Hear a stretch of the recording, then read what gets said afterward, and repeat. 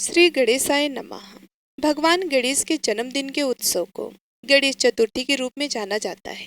गणेश चतुर्थी के दिन भगवान गणेश को बुद्धि, समृद्धि और सौभाग्य के देवता के रूप में पूजा जाता है। यह मान्यता है कि भाद्रपद माह में शुक्ल पक्ष के दौरान भगवान गणेश का जन्म हुआ था। गणेश उत्सव अर्थात गणेश चतुर्थी का उत्सव 10 दिन के बाद अनंत चतुर्दशी के दिन समाप्त होता है और यह दिन गणेश विसर्जन के नाम से जाना जाता है। अनंत चतुर्दशी के दिन श्रद्धालुजन बड़े ही धूमधाम के साथ सड़क पर जुलूस निकालते हुए भगवान गणेश की प्रतिमा को सरोवर, झील, नदी इत्यादि में विसर्जित करते हैं। ऐसा माना जाता है कि भगवान गणेश का जन्म मध्याह्न काल के दौरान हुआ था, इसलिए मध्याह्न के समय को गणेश पूजा के लिए उपयुक्त माना जाता है। आइए सबसे पहले जानते हैं गणेश चतुर्थी के शुभ अवसर के बारे में।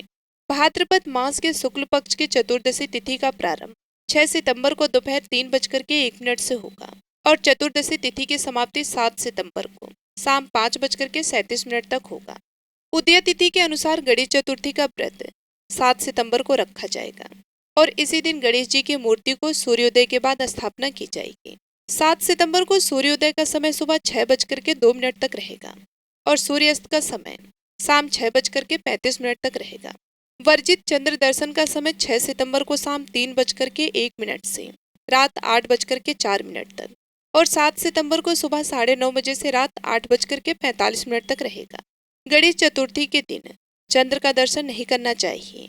इसके पीछे का कारण वीडियो के अंत में बताऊंगी। आइए अब जानते हैं पूजा का शुभ मुहूर्त के बारे में।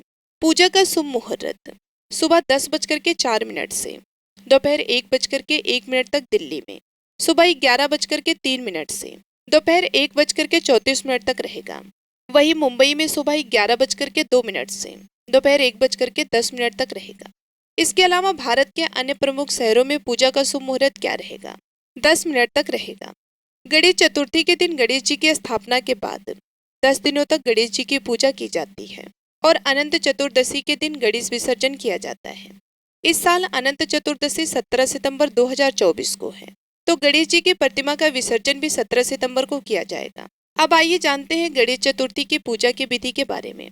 व्रत करने वाले लोग सबसे पहले स्नान कर साफ और धुले हुए कपड़े पहन लें। गणेश चतुर्थी के दिन लाल रंग का वस्त्र धारण करना बेहद ही शुभ माना जाता है और साथ में यह भी कहा जाता है कि ऐसा करने से व्रत सफल होता है।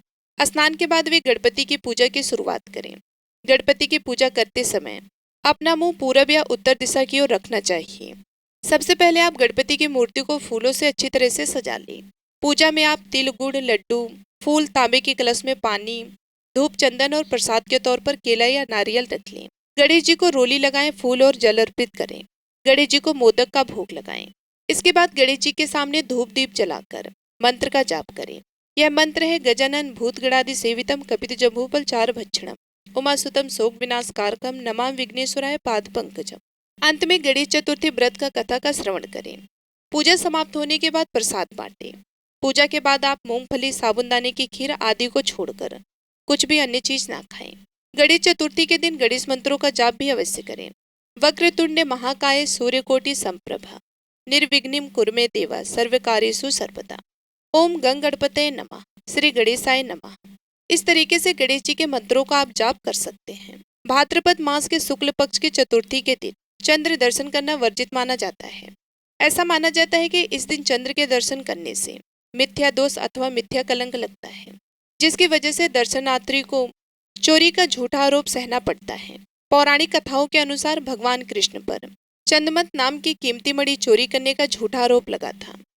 झूठे आरोप में लिप्त भगवान कृष्ण की स्थिति देखकर नारद ऋषि ने उन्हें बताया कि भगवान कृष्ण ने भाद्रपद मास के शुक्ल पक्ष की चतुर्थी के दिन चंद्रमा को देखा था, जिसकी वजह से उन्हें मिथ्या दोष का श्राप लगा था।